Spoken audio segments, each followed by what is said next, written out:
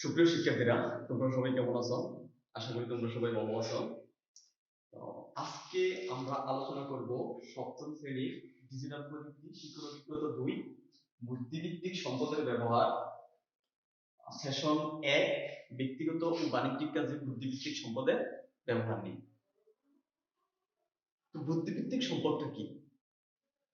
বুদ্ধিভিত্তিক সম্পদ হচ্ছে কোনো ব্যক্তি তার মেধা, তার মনন, তার বুদ্ধি, তার সৃজনশীলতাকে ব্যবহার করে বা কাজে লাগিয়ে যে সম্পদ তৈরি করে সেটাকেই আমরা কি বুদ্ধিভিত্তিক সম্পদ বলি। এখন সেটা কি? এই বুদ্ধিভিত্তিক সম্পদ নিয়ে যদি আমরা কথা বলতে চাই তাহলে আমাদের কাছে কয়েকটা বিষয়ের নাম মাথায় চলে আসে। সেটা হচ্ছে কি, এক নম্বর আসছে কপিরাইট। কে? কপিরাইট। দুই নম্বর হচ্ছে প্যাটেন্ট।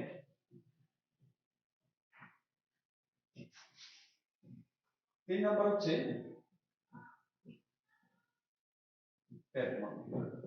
তিন নম্বর হচ্ছে ট্রেডমার্ক। তাহলে আমরা কয়টা বিষয় পাইলাম? তিনটা: কপিরাইট, প্যাটেন্ট আর ট্রেডমার্ক।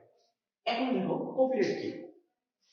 কপিরাইট হচ্ছে কোনো ব্যক্তি যখন কোনো একটা সম্পদ তৈরি করে বা কোনো একটা বস্তু তৈরি করে তখন শুধুমাত্র ওই ব্যক্তি ব্যতীত ওই সম্পদটা ব্যবহার করার অধিকার আর কারো থাকে না। সেটাই হচ্ছে কি কপিরাইট। আমরা কিন্তু সেটা জানি যে কপিরাইট সত্য অর্থাৎ মেধা সত্য কি কিনা যায়, যে আমি চাইলে তার কাছ থেকে কিনে আমি সেটা ব্যবহার করতে পারবো। আচ্ছা, তারপর হচ্ছে কি পেটেন্ট।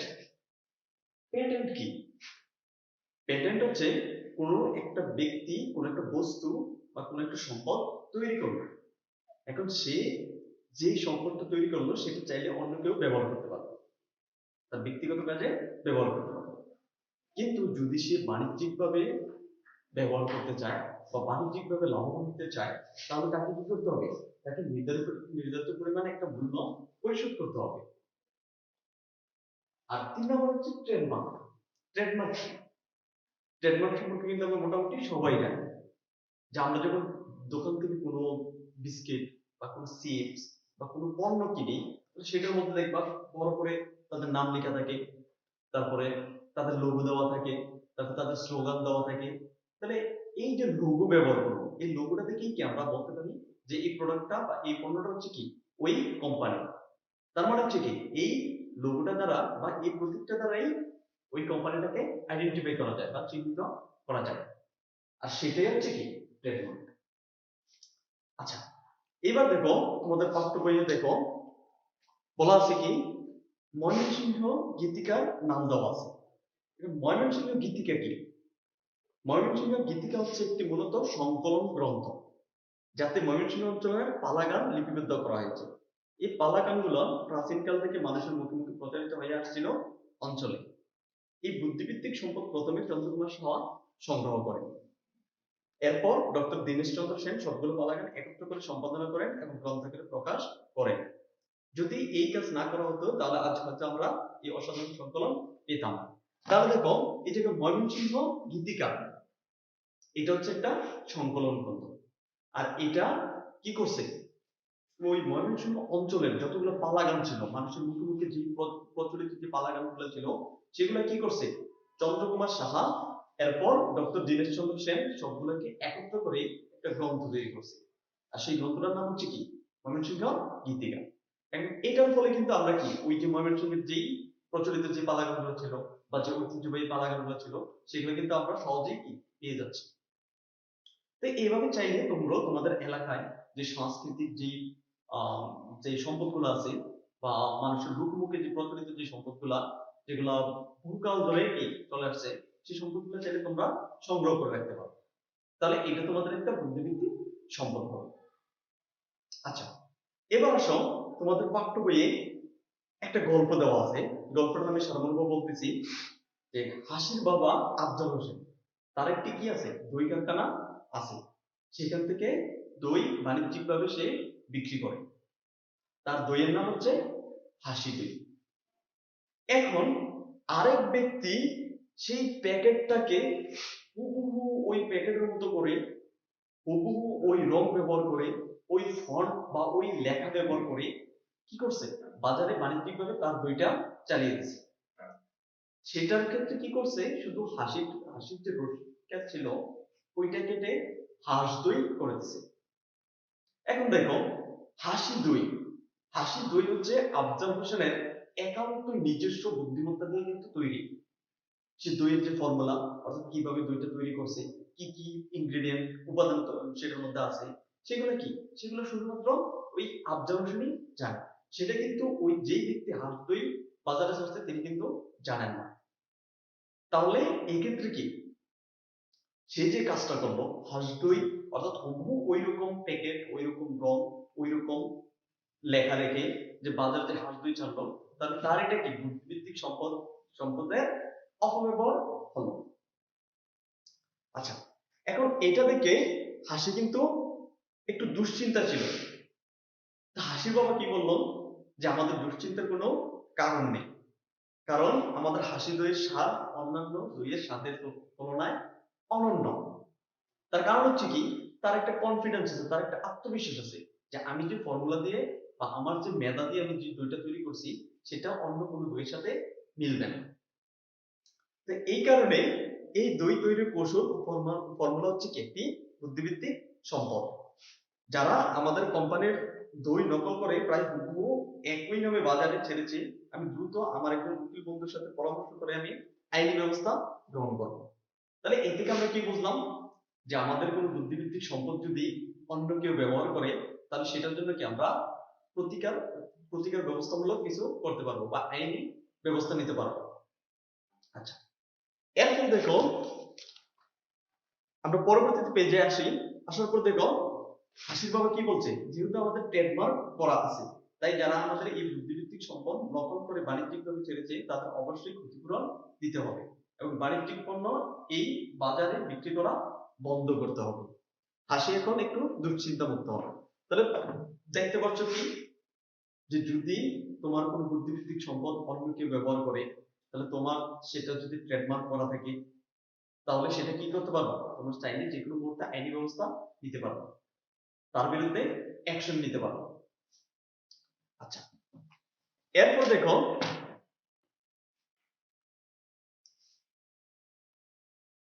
তারপর তোমাদের এখানে একটা গল্পের সারমর্ম দেওয়া আছে যে আফজাল হোসেন একটি বুদ্ধিভিত্তিক সম্পদ তৈরি করেছেন।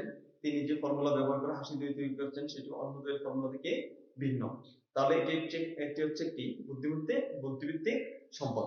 এইটা তোমরা একটু ভালো করে পড়ে নেবে। এরপর একটু নিচে দেখো কয়েকটা উদাহরণ দেওয়া আছে। এই উদাহরণ থেকে তোমাদের কিছু সিদ্ধান্ত নিতে হবে যে বাণিজ্যিকভাবে ব্যবহৃত হচ্ছে, যে বুদ্ধিভিত্তিক সম্পত্তি ব্যক্তিগত কাজে নাকি বাণিজ্যিকভাবে ব্যবহৃত হচ্ছে এবং ব্যবহারটি যথাযথ হচ্ছে কিনা, এই সিদ্ধান্তগুলো তোমাকে নিতে হবে। তো এর জন্য একটা উদাহরণ দেওয়া আছে দেখো, সেটা হচ্ছে কি, মিজান একটি বিখ্যাত বাংলা সিনেমা দেখার জন্য একটি ওয়েবসাইট নিবন্ধন করলো, সেখানে নির্দিষ্ট ফি পরিশোধ করলো, তাদের গ্রাহক হলো, কিন্তু ওই ওয়েবসাইটে সিনেমাটি দেখানোর সিনেমার প্রযোজকের কাছ থেকে অনুমতি গ্রহণ করা হয়নি। মিজান এখন খুশি মনে পছন্দের সিনেমা দেখছে। আচ্ছা, এখন দেখো এই জিনিসটা থেকে আমাদের কি সিদ্ধান্ত আসতেছে, সেই সিদ্ধান্তগুলো কিন্তু তোমাদেরকে এক্সাম্পল হিসেবে দেওয়া আছে। সেটা হচ্ছে কি, মিজান ব্যক্তিগত কাজে বুদ্ধিভিত্তিক সম্পদ ব্যবহার করছে। তাহলে আমরা জানি কি ব্যক্তিগত কাজে বুদ্ধিভিত্তিক সম্পদ ব্যবহার করা যায়, তাহলে তার ব্যবহারটা যথাযথ আছে। কিন্তু যে ওয়েবসাইট থেকে সেই সিনেমাটি দেখছে সেই ওয়েবসাইটের মালিক কিন্তু প্রযোজকের কাছ থেকে সিনেমাটি স্বত্বাধিকার কিনে নেয়নি।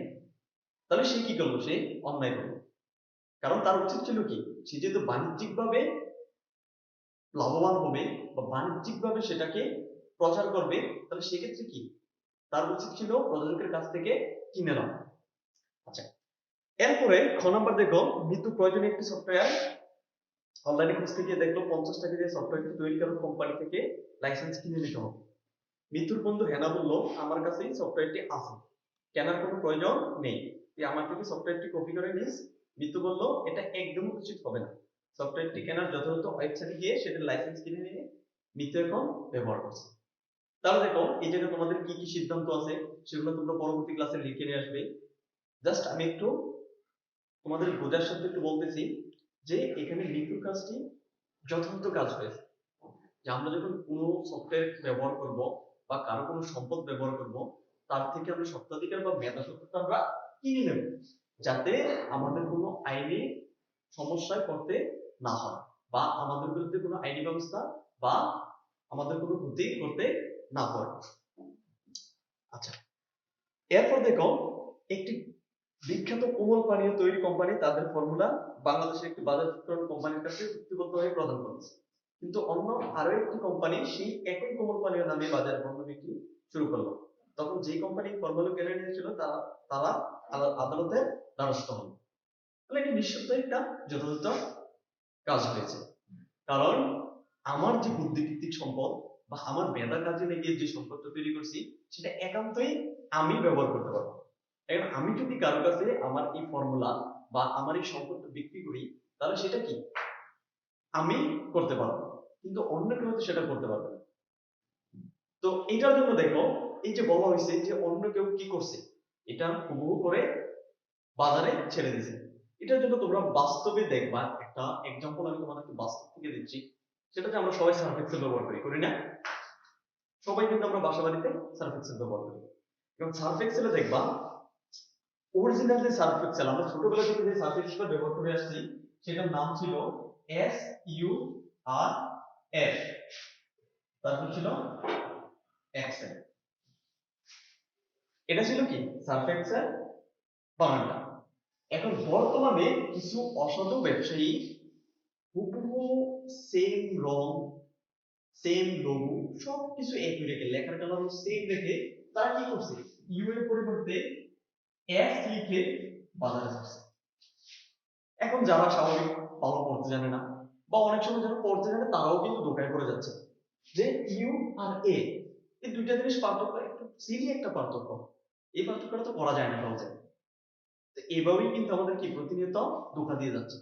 যদি এভাবে কেউ আমাদের বুদ্ধিভিত্তিক সম্পদের অপব্যবহার করে, তাইলে চাইলে আমাদের দেশে আইন আছে, সেই আইনের ব্যবস্থা আমরা নিতে পারবো।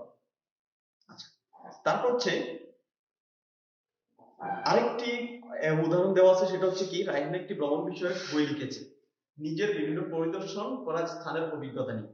রায়হান একটি প্রকাশক প্রতিষ্ঠানের সঙ্গে চুক্তিবদ্ধ হয়ে মেধাতত্ত্ব পাওয়ার শর্তে বইটি প্রকাশকের অনুমতি দিয়েছে। সেই প্রতিষ্ঠান এই বছর বইমেলার বইটি প্রকাশ করেছে ও বইটি পাঠকের মধ্যে সাড়া ফেলেছে। এখানে কি বলা হয়েছে যে রায়হান একটি ভ্রমণ বিষয়ক বই লিখেছে নিজস্ব তার অভিজ্ঞতা দিয়ে।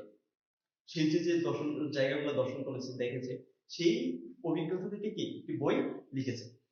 তারপর একটি প্রকাশনা প্রতিষ্ঠানের সাথে সে কিন্তু চুক্তিবদ্ধ হয়েছে, অর্থাৎ তার যে বুদ্ধিভিত্তিক সম্পদটা বা তার যে সম্পদটা বা প্রকাশিত যে বইটা, সেটা কি করবে, বাজারে ওই প্রকাশক প্রতিষ্ঠানটি বাজারে ছাড়বে, দেন ওইখান থেকে যে মুনাফা আসবে, সেটা কি ওই রায়হান সাহেবকেও প্রদান করা হবে, একটা নির্ধারিত পরিমাণে একটা প্রদান করা হবে। তাহলে এই কাজটি কিন্তু নির্দ্বিধায় একটি কি ভালো কাজ, মহৎ কাজ, দুজনই কি লাভবান হচ্ছে, আবার দুজনের সম্মতিক্রমে কিন্তু কাজটি হচ্ছে। তো এইভাবেই কি আমরা চাইলে বুদ্ধিভিত্তিক সম্পদের অপব্যবহার রোধ করতে পারি বা বুদ্ধিভিত্তিক সম্পদের যথাযথ ব্যবহার করতে পারি। তো তোমাদের বাসার কাজ রইল যে কয়েকটা বিষয় নিয়ে আমরা যে সিদ্ধান্ত নেওয়ার যে সবগুলা ছিল, সেই সবগুলো আমরা পূরণ করে নিয়ে আসবো। আমরা আমাদের সিদ্ধান্তগুলা লিখে নিয়ে আসবো। আমরা কি বুঝতে পারছি সেটা, তো আশা করি সবাই বুঝতে পারছো যে বুদ্ধিভিত্তিক সম্পদ জিনিসটা কি, বা এটার ব্যবহার কিভাবে করতে হবে, বা এটার অপব্যবহার থেকে আমরা কিভাবে বেঁচে থাকবো। তো পরবর্তী ক্লাসের আমন্ত্রণ জানিয়ে এখানে শেষ করলাম। সবাই ভালো থাকো, সুস্থ থাকো।